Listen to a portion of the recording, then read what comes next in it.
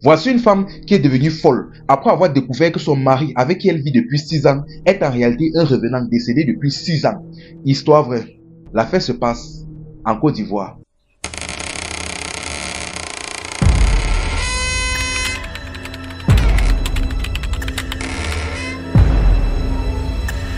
Mais avant de commencer l'histoire de la famille, sachez que l'histoire en question n'a pas pour but de vous effrayer, mais de vous sensibiliser.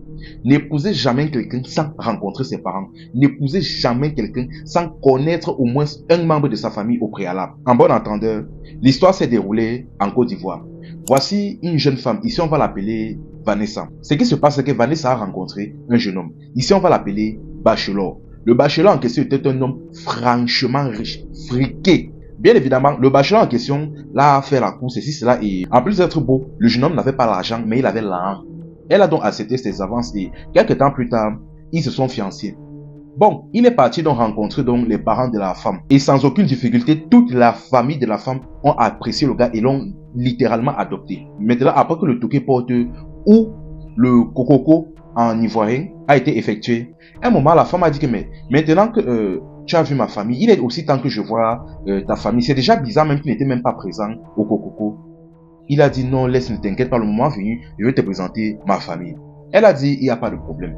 Sauf qu'après quelques temps, le temps est en train de passer et le gars programme déjà le mariage de la femme. Après, il dit que d'accord, bon, tu as programmé le mariage, il n'y a pas de problème, mais je veux au moins rencontrer tes parents. Ça fait déjà un bon moment que nous sommes mariés ensemble. Le gars dit que ne t'inquiète pas, tu vas les rencontrer, il n'y a pas de problème. La fille dit que ok.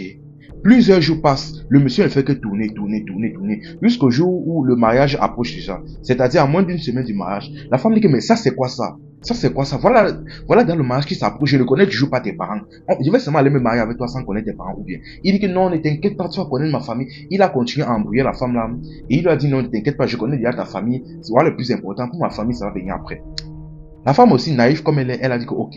Le jour du mariage est donc arrivé et le mariage a été effectué à la mairie. Après donc le mariage en question, une fois donc dans la relation, dans la vie conjugale, la femme ne faisait que harceler son mari pour pouvoir rencontrer ses parents. Elle ne faisait qu'insister tous les jours. Et à chaque fois, le monsieur ne faisait que la tourner.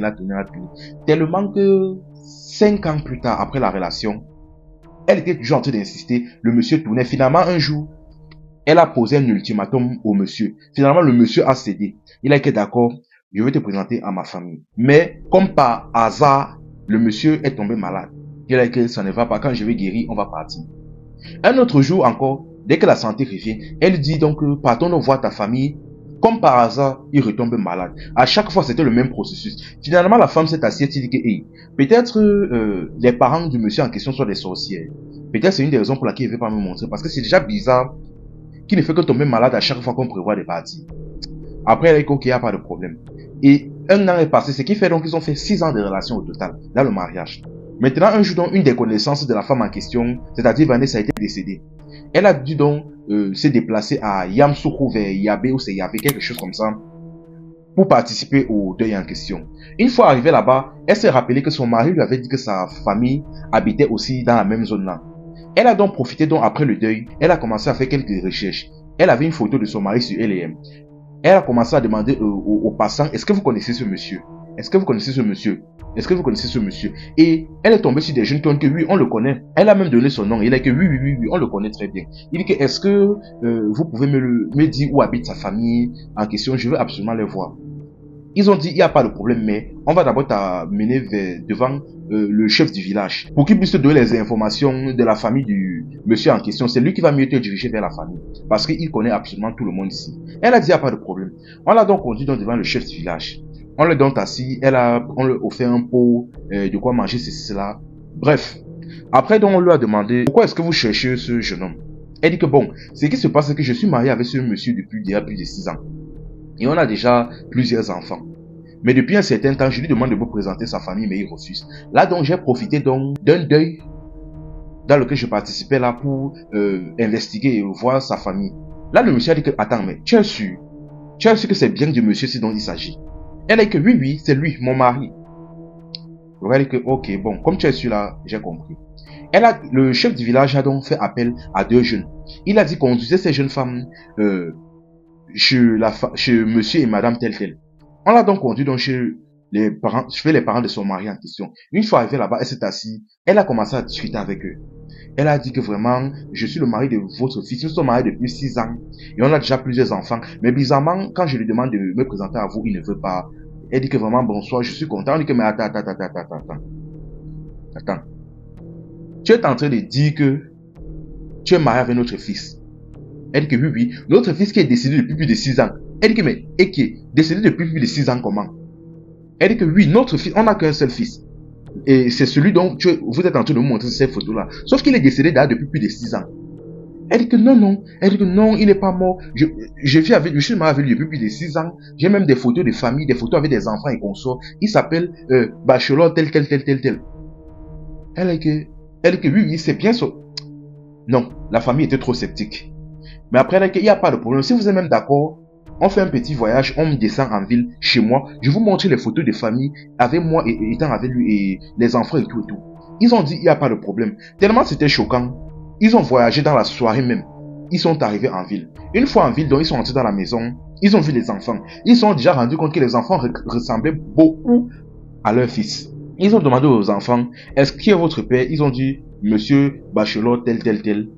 Il a tel âge, tel. Ceci, cela, tel. On s'est rendu compte que ça a concordé. On est que, ok. Elle a donc sorti les photos de famille. Les photos de mariage, les photos de rassemblement, les photos même lorsqu'elle a eu à accoucher ses enfants à l'hôpital. Là, ils se sont rendus compte que la fille en question, que la femme disait vrai. Les parents ont dit que bon, nous voulons donc voir notre fils, c'est-à-dire ton mari en question. Elle a dit qu'il n'y a pas de problème. Elle essayait d'appeler son mari, ça ne passait pas. On a attendu le mari fatigué à la maison, sauf que là, il avait disparu.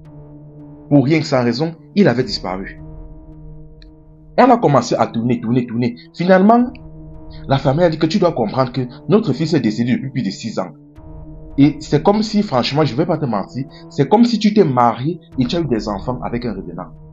Là, la femme a mis ses mains sur sa tête et elle a commencé à crier. Donc, depuis 6 ans, j'ai épousé un monstre qui a des enfants.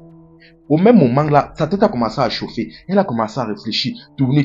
Et c'est comme ça que la folie l'a pris sur place. J'ai dit sur place, elle est devenue folle. Découvrir qu'après 6 ans de relation, la personne avec qui tu es marié depuis 6 ans est en réalité un revenant, est en réalité quelqu'un qui est décédé depuis plus de 6 ans. Le choc, jusqu'à elle a même eu des enfants. Le choc était tellement violent qu'elle est devenue folle. Sur place. Ah, et franchement, juste pour vous dire la famille, n'épousez jamais quelqu'un sans connaître un membre de sa famille. N'épousez jamais quelqu'un sans connaître sa famille. C'est immoral et stupide. N'épousez jamais quelqu'un sans connaître sa famille. D'ailleurs même, mais on dit souvent que souvent c'est nous-mêmes qui cherchons nos propres problèmes. À quel moment tu peux faire le coco, on peut faire ton coco, la famille de la personne n'est pas présente. Et à quel moment on peut même faire le mariage civil, la famille de la personne, aucun membre de la famille de la personne n'est présent. On dit souvent que l'argent a un pouvoir. Comme le gars était riche, l'argent a un pouvoir. Tellement que ni elle ni ses parents n'ont cherché à comprendre quelque chose. Ah, enfin bref. Comme on dit souvent ici chez nous au Cameroun, you cherche, you trouve. Qui cherche, trouve. Ils ont cherché, ils ont trouvé. C'était info et amusement. Ici on s'informe et on s'amuse.